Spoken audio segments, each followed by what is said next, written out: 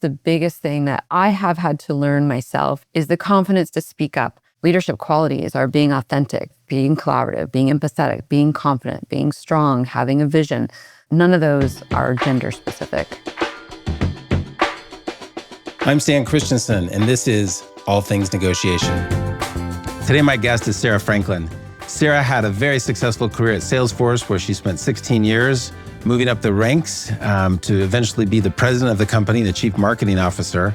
She's currently the CEO of Lattice, a software company that focuses on HR tech and is one of the leading brands in that space. In our wide-ranging conversation, we talk about her journey, how she built trust through negotiation, how she developed relationships through negotiation, and how gender has played a role in negotiation in her career. I think you'll enjoy the conversation.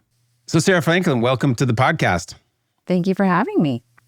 I've been so excited for this conversation. You are just a wealth of knowledge on all the topics we're going to talk about. My only regret is that we only have an hour. So let's just dive in. I remember you telling me in a previous conversation that you had like a Trailblazer moment where you had a tough conversation. Do you remember that story? I remember that story well. I remember that moment well. It was May 11th, the day that really changed my career at Salesforce many years ago, where we had an idea. And, Mark wanted us to do a developer conference.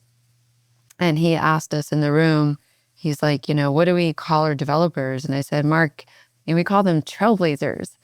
And he just looked at me funny and walked out the room. And I remember like, oh my gosh, what was that? And then, that night I had what I call my Jerry Maguire moment, where I wrote a little manifesto around Trailblazers. And that next morning, he read the note and he wrote back, approved, aloha Mark, 3 little words that changed my direction, the direction of Salesforce. The company pivoted 180 to Trailhead and Trailblazers. And it was a moment that, like, if you are looking to persuade somebody for a new idea, to have the courage to share it and to be bold. I love that. I think that no one gets to say your level of success in a career and says, I wish I'd taken fewer risks. Yeah, and I don't know if it has to be a risk, but it is not staying always within the boundaries of the box that you're put.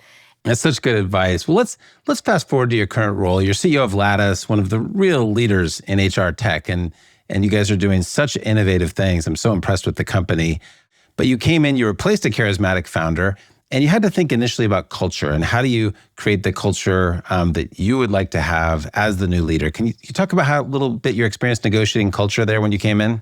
Yeah, so culture is actually, I think there's culture is nothing that you negotiate. Culture is something which is there and present, and you need to learn and understand. And if you want to shape culture and change culture, it takes a lot of work. That whole saying, the culture eats strategy for breakfast, it is true. And even though Jack and myself, Jack, was our co-founder and former CEO, we agree on, like, we agree, we get along, we haven't had troubles, which has been really nice. From a lot of people caution a CEO founder, transition, and I haven't had those issues. I feel very fortunate there. But it really comes down to transparency and trust that you build, because when you come into a culture, you're new. And you have to learn it, and the people have to learn you too. And if you come in and just bulldoze and say, like, this is my way or the highway, I don't think that builds trust, because you don't show a willingness to learn and understand how things have been working. And so I have been at Lattice now for 1.5 years, about 18 months. And now, people know my personality, but I would be arrogant to say that, I've created a new culture at the company, because I think culture is something which is owned and holistic by the employees at the company. Well, one of the things, I'm thinking of another story that you've told me sometime in the past on the importance of leading by example. I'm thinking of you went in and actually worked in the call center. Do you remember us talking about that?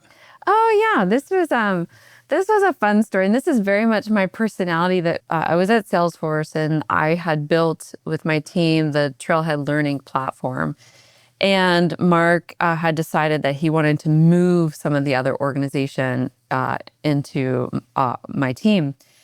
And when that came in, the team had a really big backlog of customer cases. They were sometimes, up to 2 weeks before they were able to respond to customers.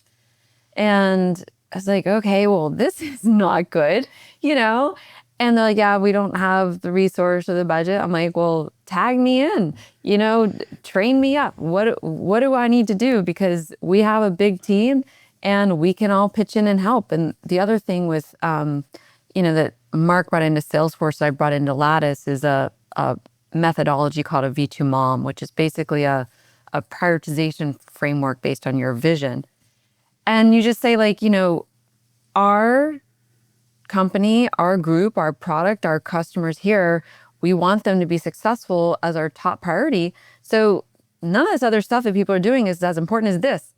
And Right. so they're like, okay, yeah, sure. And so then it was awesome when I would call customers and be like, hey, I hear you have a bug with your test exam that you're taking. Can you help me explain this? And we'll get into are you Sarah? You're are you a different Sarah Franklin? I'm like, no, that's me. Like, why are you calling me? I'm like, well, you've been waiting a long time and we've had a backlog. I apologize for that. It's important that you hear from us. And that in and of itself, they appreciate that you take that time, and we're able to get the team rallied. The team also learned empathy for what that other team was going through. It's so important to be willing to roll up your sleeves and do the most important things. I love that story. It reminds me of, 20 years ago, I was running a company and we were at the time hiring engineers off of Craigslist. That was one of the principal sources. And I was having trouble with a posting or something. And so I called customer support and the person said, hello, this is Craig. And I said, wait a second, you're Craig from Craigslist? And he said, yeah, I started the company. I just couldn't believe it. So I bet that person that got your call and support calls never forgotten that. So great that you did that. One of the key negotiations you have as a CEO is how do you empower your employees? There's the tendency, lots of us that have had success in our careers tend to, maybe I should just speak for myself, want to get into too many of the details and sometimes micromanage employees. So how have you balanced that trade-off between empowering employees and maybe too tightly managing? Or maybe that's never been an issue for you. I wouldn't be the judge of that. My team would be the judge. Because of course I don't think that I'm doing any micromanaging, right? What I do and my methodology, and always it's interesting, is the trust that I have with my team is paramount. And so when I have regular one-on-ones, which we have, and this is something actually in the Lattice product, which I loved coming into, is we help this manager relationship, because the one-on-one is so important. And that you prioritize that time, you show up present, and you don't show up with a laundry list yourself of things that you want to ask. You show up and you say, how are you doing today? What's going on? How can I help you? And then, yes, you may have some things which you're curious about, but you make sure that one-on-one time is a time for your team member to share with you. And then you build that trust. And so then when your spidey sense goes up that maybe something's not going that well, you can have a trusted one-on-one conversation, say, hey, this feels like this project is behind, or I'm getting a sense that these team members aren't as engaged or doing their best work, or the direction feels like we're skewing off path. And then you can go up or down however much you need. And that your team member knows you're there to help and that you care about helping. And then you remove that ego from it, you move that fear from it. And when you're negotiating with your team on their time and priorities, when they know that you're there to help, I think that is really important, because you have a trust there that they know that if you're in the details, they're not worried what that means. Where a lot of the worry from micromanagement, it comes from an insecurity that you're there micromanaging because you don't think somebody's doing a good job, when really you want to be helpful. And that's, I think, the most important question is, how can I be helpful to you as my employee? Yeah, I wish leaders that I'd had in the past were as insightful as you on that. That the whole question of how can I be helpful to you and support you, as opposed to what are you doing wrong or what can you do for me, I think is a great frame. Yeah, in my experience, women tend to be better at that than men. I don't want to overgeneralize. But you and I have talked a lot about the role, and you is one of the most prominent female leaders of a tech company. And you've done it, honestly, in a man's world. I mean, you got a chemical engineering degree, you had wild success at Salesforce over 16 years working in what I think is fair to say a fairly male environment. And now you're CEO of a prominent HR tech company. Talk a little bit about how gender has played a role in your career. What have been the kind of highlights of that? Yeah. So, I mean, do we have more? I mean, how many hours do we have? Because I can get on my soapbox here. This is a very important thing to me as a woman, as a mother of two daughters, um, and just in a field where, yes, there's not enough women, and the irony of that women don't lack the skills or the knowledge or the intelligence to have great careers in tech. It is a male dominated field, and it's also in leadership even more so. You feel that. I was very motivated to become a CEO. After that study, there was something several years ago. It was like there's more men named John in the Fortune 500 as CEOs than there were females, and I deeply subscribe to Gandhi's saying and belief of be the change you wish to see in this world. And I don't want women to feel that they cannot be something because they cannot see it. And so, yeah, early in my career as an engineer by schooling, I didn't really understand it then. When you're like a teenager, early 20s, you just think that's kind of the way it is, and you don't know why. Women have a lot of great qualities, men have a lot of great qualities, but sometimes we confuse what is a great quality with tagging it as masculine or tagging it as feminine. And as you go through your career, you start asking those questions like, why is this? And you learn the deep systemic unconscious bias that we have in our society around gender. And, I was raised in the South in the United States, and, I was raised and told, like, don't speak unless spoken to, don't say anything unless you have something nice to say, sit and smile. Like those were the ways I was raised. And so it was very counterintuitive to go into a male-dominated industry, which is more about loud voices in a room. And the one thing, though, that I do think in our society, we don't breed as much confidence into women as we raise them. And so women, that is the biggest thing that I have had to learn myself is the confidence to speak up, the confidence to say something that isn't always a compliment, to give constructive feedback, to share thoughts which are perhaps orthogonal to the direction in the room. Leadership qualities are being authentic, being communicative, being collaborative, being empathetic, being confident, being strong, having a vision. None of those are gender specific. That you're bringing up so many useful things. I mean, we could spend hours on this. Look, and I do want to get specifically to sort of your advice to young women about negotiation, how things are different. Before we do that, let's just get a picture. And you and I have had conversations in the past about this, and you've got great stories. But how, in your experience as a CEO, are female leaders treated differently than their male counterparts?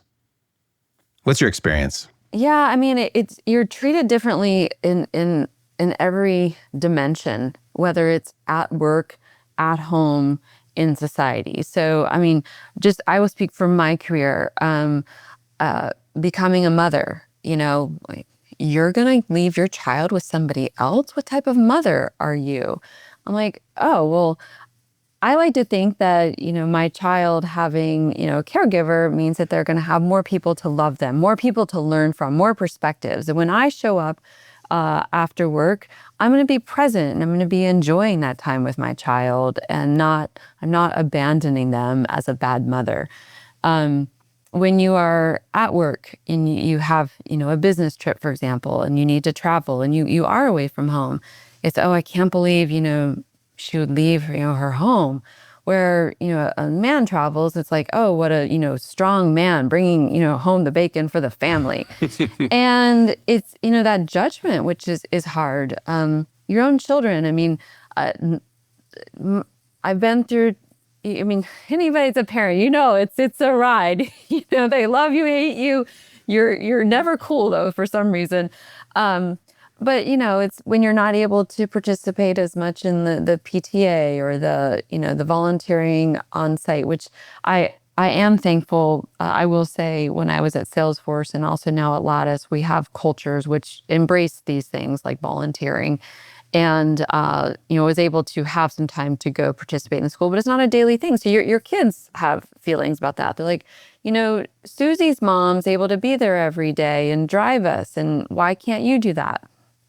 But then in the workplace, men tend to have conversations with other men because they're more comfortable with that. And the after work activities, going golfing, these are things which, it just, you get filtered out of conversations. And then the way that the way that you dress. I mean, I've been told I should dress differently. I've been told I should talk differently. And I've been told that I, should just do everything differently. And is that true? I'm curious. I can imagine, it's easy to imagine that as a man early in your career, but now that you've demonstrated so much success and you've got a, vaulted position, do you still get that? Yeah, I mean, you show up to, I go to, conferences where there's CEOs, and those conferences, some of them you're allowed to bring your spouse and guest, and some you're not. But, commonly mistaken for the spouse, commonly mistaken for the wait staff. And it's just reality. And so that is, it puts even more doubt into you thinking like, maybe I shouldn't be here, but you're like, nope, I'm here. And you just go up and you just need to, it is what it is. And I'm not going to change the way I dress. I'm going to wear my funky, chunky high heel shoes, and that's who I am. It's my expression. And I enjoy, that. And I don't feel that I need to conform. I want to be uniquely myself, and that's, it's working out. So. Yeah, of course, it's worked out. Let's dive into some of the how. It sounds like you're super successful. I want you to help other women be successful, and I know that you do that through mentoring in your career. But let's just assume that you have to negotiate the room. They sort of either assume you're the spouse, or you're in a board of directors meeting and they're wondering if you're the waitstaff, to use your example. How do you negotiate that situation? Do you have any either anecdotes or situations that you've had to negotiate? What would your advice be for women negotiating the room? Women, number one, I tell them, it's a kind of like fake it till you make it. Like, just be confident. Just, what would a man do in this situation? Would they apologize? Would they say, I'm so sorry for taking your time? Would they say, thank you for the time right now. Here's my purpose for being here. And I tell women all the time, stop apologizing. It is, and know where you want to go. I don't know how many times I have meetings where, a woman has asked for time and they're a little bit uncertain on where to go, or they have aspirations, ideas, and they want to do more. But I'm like, well, what do you want to do? I'm like, well, I don't know. What do you think I can do? I'm like, well, that's not for me to decide. That's for you. And if you show up and you don't know what you want, then you don't have clarity in what you're going to ask from me, because you should come up and ask me, give me a very clear list of 3 things that you need from me right now to help you. And that's what a man would do. A man would show up and say, I want X, and I need you to do 1, 2, 3, and that will help me achieve X. And then I will be thankful and give you Y, or I will not do anything else for you, whatever it may be. But it's confident, it's assertive, it is direct. And it doesn't mean that you have to be loud. It doesn't mean you have to be rude. It doesn't mean that you have to be arrogant. It just means that you know what you want. And if you don't know what you want, you say that. Look, I don't know what I want to do. And I was wondering, could you give me some advice right now on 3 things that you see that can help me figure that out? But that is what I would say to young women, is to write down what you want, know what you want, don't apologize for it, and find your inner confidence. It doesn't mean that you have to be, like I said, arrogant. Doesn't mean you have to be loud. It just means that you need to take the time and not apologize for being yourself. So useful. One of the stereotypes that I'd like to flesh out is that women often don't do what you do and act as great mentors to other women. That women aren't necessarily always helping each other. Is there truth to that, or is that just sort of a fable, that women aren't really interested in helping women? I will say I feel very fortunate that I've been able to build a network, perhaps purposefully, of women that do care about helping other women. But it is true that, scarcity, it breeds like a fear of, okay, if I'm the only one here, I don't want to get kicked out, And so they're scared to bring somebody else in for what that means for their position. And when you feel a scarcity of the opportunity, it makes you fearful to bring others along. But we just have to break that cycle. And the bigger problem is that we don't have enough women at the top. So we need to get more up there, because then it feels more natural. Because right now there's just it's an upside down pyramid, right? Where it's hard to get that pull at scale, or we need it to be, more equal in terms of representation through the ranks. One of the conversations I remember in the past, and you were kind of teaching me some things about what it feels like to be in your role. And you said something, and I'm going to paraphrase your statement here, it was something to the effect of, I go to CEO conferences and we get together as women and we say, wow, we're exhausted. It's impossible to do everything at work and everything at home, and you can't succeed. And you also told me that, during COVID, a lot of women left the workplace in senior roles. And so you and I would agree that we need more women, but we might have fewer than we did 3 or 4 years ago. Life is exhausting. And life keeps happening. COVID changed the dimensions of that as well. We're seeing the political landscape, all these things it's changing. DEI is under a lot of scrutiny, and it's not DEI to say that we want to have 50% of the gender represented in the workforce and in leadership. That's not DEI. That's saying common sense, And it's also generational. You see different, the younger generation making different choices, and they may be different balances in life. And so I think that people need to choose ultimately what works for them. It's not saying that any one pathway is the right way, but we should not make it harder for women. And we do need programs and society to evolve so that women aren't judged for having jobs. Parental care is something which is shared and is we have help for it, and you're not, penalized for, if you need to bear the child or things like that. So there's a lot of elements to it. As I look back at my own career, I was in graduate school in the 90s, was very interested in the work-family balance conversations, and I would have thought 10 years from then we'd have it all worked out, and there would be tremendous support for men and women who wanted to have children in the workplace. It hasn't happened. If you could just, put the hat on where you got to decide what the infrastructure that society needs to be more supportive of women and families in particular, what would those policies be? Do you guys at Lattice do some things that you feel are family friendly and support families? Yeah, at Lattice, we have great benefits. We have a company of great benefits, great culture. We have great support, whether it's through the health and wellness benefits that we have, the time off, having parental leave for, maternal and paternal leave.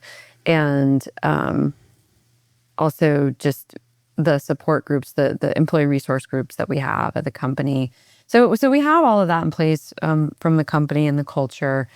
The other thing I would say is, from a society standpoint, there's child care, but I think that and when I say we, I'm referring to the country I live in, which is the United States, because there's many other countries which have different programs, but it's not just the child care, it's also the education. And in the United States, we don't, and I'm biased, I will say, because my mother was a retired teacher of many, many years, 30 plus years, everything from gifted education to remedial mathematics in the elementary school system and public school system. And we don't pay our teachers enough.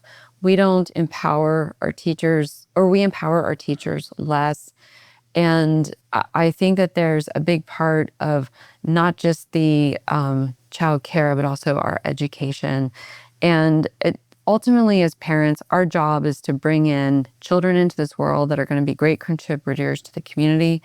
And being more communal, having the infrastructure for, yes, taking care of children, but also the educational piece. I just think we need more. And we need those providers to be compensated well. I'm a CEO of a high growth tech company, and I think that my job is easier than somebody which is taking care of 5 2-year-olds. I would say, and that should be like the compensation for the people that are shaping our children's future, that are teaching them values, that are teaching them arithmetic, that are teaching them how to contribute to society. That is the most important job on this planet. That's our future right there. Yeah. And I just think, that value system is maybe a little bit out of whack. Yeah, I think that we leave it up to parents, couples to just kind of manage and figure it out. So you've got 2 daughters. How do you and your husband negotiate your relative roles, and how do you negotiate that? I'd say it's a minute by minute, day by day negotiation on parenting. And so for parenting, it changes every day, whether you're traveling, whether somebody has a sports engagement that they need to attend, maybe there's a fundraiser that you want to go to. Like, there's all types of things that you balance through, and I think being fluid and being open and just making it work. And so, with going back to the communal part, a lot of it's with your neighbors, with your friends as well, because that way it's not just parents that are taking care of their children. It's the community which is looking out for the welfare of the families. And so that's, I think, the biggest thing is sometimes you tap a neighbor, you say, hey, I'm running late. Can you pick up my kid from school? And those are negotiations, not just within a family, but within a community. When you look back in human society, it was a very communal thing. And we've become, at least in the United States, very like, this is my house with my white picket fence, with my yard, with my car, with, my little space. And we expect that, just only the parental units are able to operate in that space, and that the parental units are the ones that have to take care of everything. And that creates a lot of stress. It's also just not realistic in terms of the way we historically have been able to thrive. We thrive by, I ran out of some sugar. Can I borrow a cup, so I can bake the cookies? Yeah. Or, and that is something. I'm not a bad parent because I'm late. I am a busy parent and I need help. And the next time that you need help, I will make time for you. And those are the negotiations which I think are important. And then your children also see that. They see you're helping others. They see you're willing to accept help when you need it. You're going to ask for help when you need it. Too many times people don't ask for help. That is another thing. We apologize too much and we don't ask for help when we need it. And that's a recipe for disaster. So well said. Let me read another quote that I got from you and get your reaction. You said, lean into the logic, out of the emotion. Ask yourself what a man would do. Do you remember saying that? Yeah, I say this often, and this is something I talk about with my children a lot as well. I mean, I ask them daily affirmations. I say, I don't know if it's an affirmation, but I ask them, I say, who's smart, who's strong, who's brave, who's healthy, who can be anything they dream? And, the answer is obviously supposed to be me when they answer. Like, they're supposed to say me. And in life, when life, deals you lemons, the process of making lemonade is in your reaction. And whenever something happens to you, that question, is what I do next going to help me or hurt me? So I stub my toe, I start crying. Okay, it hurts. Did that crying help me? Maybe it might have helped me in the moment, but is continue to crying about it going to help me? No, what's going to help me is getting a Band-Aid, stopping any bleeding, making sure nothing's broken, and, maybe walking a little bit more gently over the next few days. Somebody sends me a note at work and they're just rude and insulting. Is it going to help me to react? Is it going to help me to lash back out at them? Or is it important to step back and say, okay, be logical, put the emotion aside and say, okay, recognize that I don't like the tone of what they're saying. Let me read through this a few times, maybe take a breath. Let me see if there's any validity to what they're trying to say here. Let me process this and let me give some space, but then craft like a professional response that I would be proud of if they forwarded it along to their friend or my boss. And so the more that, like, as things happen to us in life, when we can take our ego and put it to the side, say, thank you, ego, for all that you do for me every day. But right now, I want to take my emotional side out of this. And I want to put into myself a simple decision, like, is this going to help me or hurt me to do this next action? Or help me or hurt somebody else. But that help or hurt mentality is a very logical one, which helps you to frame responses, frame reactions, and frame your next steps.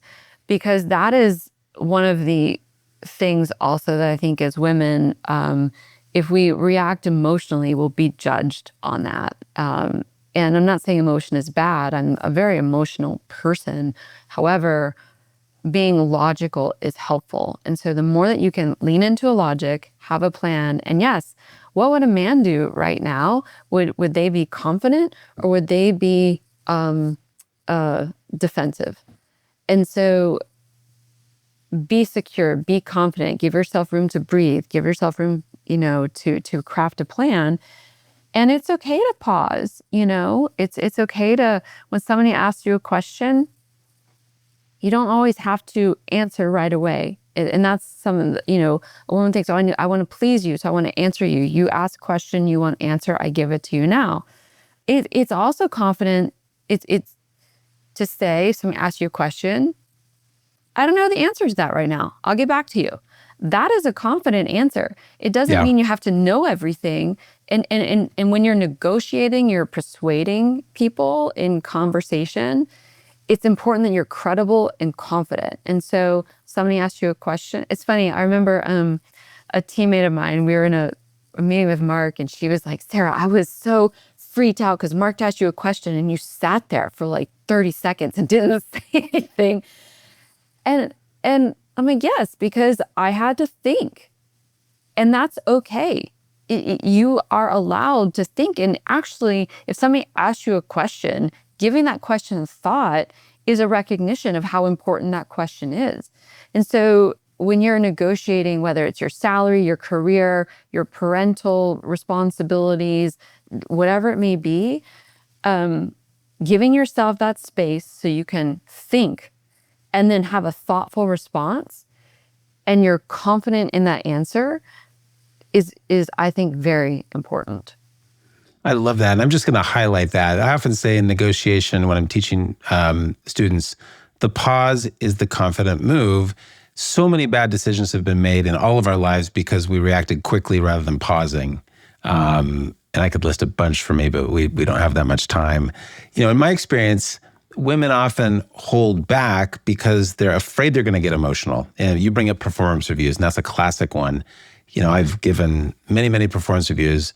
And this may have something to do with me as a reviewer, but I've had a lot of women cry in those meetings. I've never had a man cry. And so there's that kind of emotion, and that emotion is real. It's important. It's something that you want to get into the conversation. And from my perspective, and I think I'd love your perspective on this, is it's not about being emotional or not. It's how do you productively get your emotions into the conversation as a woman? Do you coincide with that? Yeah, crying is something which I don't think is weak. It's another systemic thing. Like, men are taught crying is weak, and so they are taught how to not cry.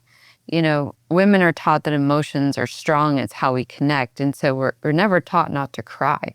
It's very human to cry. It's very human to have emotion. It's, with AI and everything, it's a big difference. The AI is non-emotional because it's not human. It can maybe emulate some emotional behaviors, but the randomness and the synapses firing is a very chemical, real thing that happens in our bodies as an organic being. And so what I think is it is an important thing for women also to just recognize that we're not taught these things, so we have to self-teach ourselves these things. It's okay to cry. And what you say is, somebody gives you feedback, it makes you cry, be like, don't apologize for it. That feedback is hard to hear. And that's a very fair thing to say. And that feedback is hard to hear. Can you give me a moment so I can process it? And that's a fair thing to ask for as well. And because, a man that's not crying, he's crying on the inside, just because of tear ducts, he's just learned, like, just like you can, maybe learn to do more push-ups or whatever. It's a thing you teach yourself. And exercises aren't just for muscles, they're for your brain, they're for your emotions, and they are things that we need to work through, and that practice is important. So whether it's I like doing one of my favorite meditations is to sit in your breath and to just think and recognize your emotions that you feel, because the emotions are always happening, and to be able to say, okay, I'm feeling anxious right now. Thank you, anxiety, for reminding me that I am busy in my life. I'm feeling afraid right now. Thank you, fear, for keeping me safe from things that may hurt me. I'm feeling uncertain right now. Thank you, uncertainty, for reminding me that I have questions, and maybe those questions make me curious. And so teaching yourself how to recognize the emotions, because they're so nuanced and different. Fear is different than insecurity, is different from doubt, is different from risk aversion. It's like they're all different. And so we have to teach ourselves this ability to understand the emotions that we're feeling, to name them, and name them out loud with people when we're experiencing them. Ask for a moment if you need to get that emotion in control so that you are then able to move forward. Sounds easier said than done because it's hard and it takes time to learn that. And suppressing emotions is also not a healthy thing. So I don't think that the guy that's crying on the inside is having a healthy experience as well, unfortunately. So well said. I think I'd like to be your employee. You have such a both expansive toolkit, I would say, and ability to express empathy. And in all of our conversations, I felt this from you. And so I think that's probably a good place for us to wrap up. I just really appreciate your time, and I love this conversation. Thank you, Stan. It's been incredible, and I hope it can be helpful to people. It will. Thanks for listening to All Things Negotiation. Please subscribe to the show on Apple, Spotify, or YouTube. If you enjoyed the show, tell a friend, and be sure to engage with us on social media. Your likes, comments, and reposts make a big difference and help others find the show. The show was produced by Ezra Trupiano, original music by Peter Breinhold, and designed by Aubrey Benson. Thanks for listening.